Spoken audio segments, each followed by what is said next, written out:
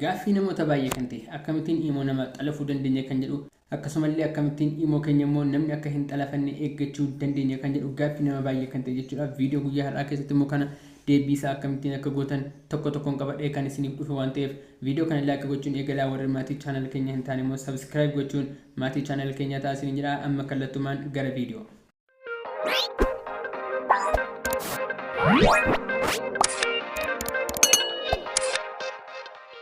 السلام عليكم ورحمة الله وبركاته. أكم درتو كبجمتو تافي هردفتو تاماتي channel كياتك بقديبتني غير channel كينيات لفتني سنجيتشا غيار أز فيديو أجايبا في فيديو إسني تتوتوكون إسني بديب إنجايتشا فيديو غيار أكتي إيمون أكمتين كتألفا مدندو في أكمتين مو إيمو كينيا كهين تألفمني غوتشو أكدندينيو كان إسني تأغسي ساجيتشا فيديو كان ورجال قبلن لايك وچون إغلا فيديو كان سمون نموت باقي فوان فجدوف فيديو كان شير غوتشوس هندكتينا سنجيرا وري ماتي channel كينيا هنتاني مو سبسكرايب غوتشون نتي دبلما أما كلتومان غير سيتنج جيمين أكاتا إساسين تغسي جلكما مال غوتو غير إيمو كيسني نسنتو غير إيمو كيسني سنتني بودي غير أوليتين ملتو بروفايل كيسن راتي ألتوكو نيتوكتو يجوا كنا بودي حالا كناتين إسنيف نيتوفا كنا بودي مال غوتو غير غيريتين سيتنجز كنجرو نجرا إسا إرتي ألتوكو نيتوكتو يجوا كنا بودي إرجع حالا كناتين إرتي تاني بودي جلكما هنما تلفون درو هنكيني تلفي ميرا مهن تلفهم نتجو وان أدبا فتشو كمنوف جلكما كنكيني تشيكي غوتشو يوكين مو كنكيني إيغو أكا هن تلفهم غوتشو نورا جرا جيجوا كنا همال غونا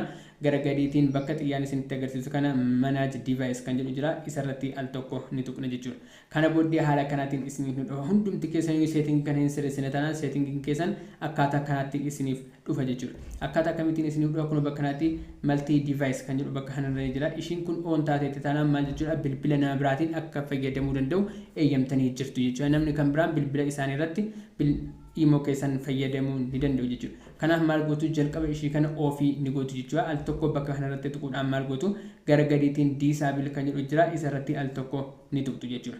Kana booddee erga haala kanaatiin eegdanii booddee namni kamiyyuu bilbila keessan irratti seenee fayyadamuu akka hin dandeenye isin gargaara jechuudha. Kanaaf erga haala kanaatiin of gootanii booddee maal gootu al tokko duubatti ni deebitu jechuudha. Erga haala kanaan duubatti deebitanii booddee maal gootu bakka garagadiitiin kunoo manage device kan jedhuti olumatti account and security kan jedhu jira isa irratti al tokko ni tuqtu jechuudha. Bakka kanaatis waan sirreessitan waan qabdaniif bakka kanatti isinitti agarsiisa jechuudha. Kana booddee maal gootu bakka kanatti lammaffaa irratti maal jedha login protection kan jedhu jira isa irratti al tokko ni tuqtu jechuudha. Ammallee taanaan account nama hack gochuu yookiin immoo account nama cabsanii seenuun dura akkaawuntii ofii eeggachuu waan barbaachisuuf akkamittiin akka akkaawuntii keessan eeggattan jalqaba isinitti agarsiisa jechuudha. Kana booddee erga login protection keessa seentanii booddee bakka kanatti basic protection kan jedhuu fi advanced protection kan jedhu jala kanarra ni jira jechuudha. Fakkeenyaaf basic protectionitiin eeggachuu barbaadan bilbila keessan bakka kanatti ishii kana on ni gootu jechuudha. Sana booddee bakka kanatti isiniif barreessa sana booddee bakka kanatti maal gootu okay kan jedhu irratti ni tuqtu jechuudha. Kana booddee basic protection isiniif banamee jira jechuudha. Basic protection kan jedhu kana yeroo isin on gootan gaaffii wayii isin gaggaafata gaaffii isin beektaniitiin qofa jechuudha. Gaaffii isin beektanii qofa isin gaafachuudhaan yeroo bilbila nama kan biraa irratti login gochuuf kaatan yookiin immoo namni kan biraa bilbila keessan xalafuuf yeroo ko gaaffii isin malee namni biraa hin beekne waan gaafatuuf ittiin seenuu hin danda'u jechuudha. Kan biraan immoo maaltu jira garagadiitiin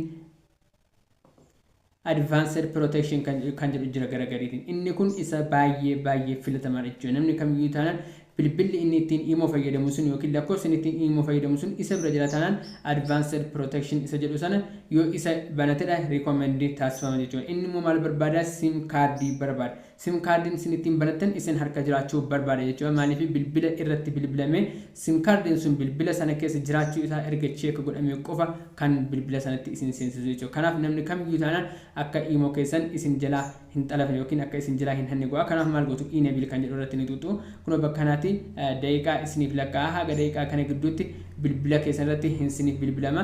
Bilbilli sun yeroo milkaa'ummoo check godhee kun akkuma argitan advanced protection enabled jedhee haala kanaatiin isiniif fide jechuudha. Kana booddee maal ta'e jechuudha haala kanaatiin imoon keessan eegameera jechuudha. Namni kamiyyuu taanaan amma bilbila isaa irratti imo keessan xalafuu hin danda'u yookiin immoo imo keessan hatee fayyadamuu hin danda'u jechuudha. Haala kanaatiin maal gochuu dandeessu imo keessan sirriitti akka namni isin jalaa hin hanne yookiin immoo akka namni imo keessan haak isin jalaa hin goone irraa eeggachuu dandeessu jechuudha.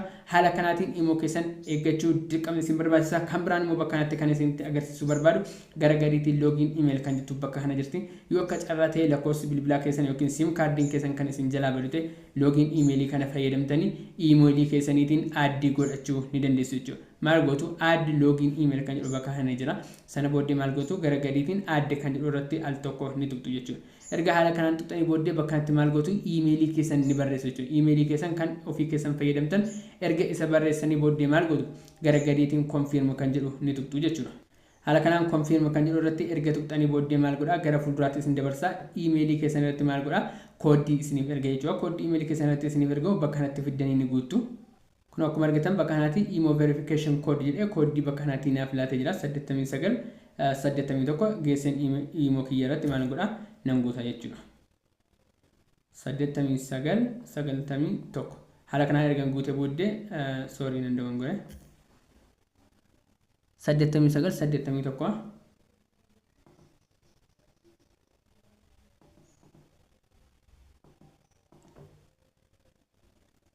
haala kanaatiin erga guuttanii booddee emailii keessan add isiniif ni godha jechuudha erga haala kanaan emailii keessan add godhatanii booddee maal isin fayyada yeroo bilbilee keessan isin jalaa badu yookiin sim kaardiin keessan yeroo isin jalaa badu karaa emailii keessanii akka isin login gootan isin gargaara jechuudha haala kanaatiin irraa fayyadamuu dandeessu kan biraan immoo kan isinitti himuu barbaadu namoonni jalqaba thumbnail agartanii yookiin barreeffama agartanii akkaataatti imo nama xalafan kan jedhu waan agartaniif jecha fiigdanii dhuftan imo nama xalafuuf osoo hin taane imo keessan akkamitti akka eeggattan isinitti himuudha jechuudha akkam sababiin isaas imo nama hatuun dura yookiin immoo ofii keessan hattuu ta'uun dura hattuu irraa of eeguun isin barbaachisa jechuudha viidiyoon kun yoo isinitti toleera ta'e laayik gochuu hin dagatinaa viidiyoo biraatiin hamma walitti deebinutti nagaan naaf tura goodbye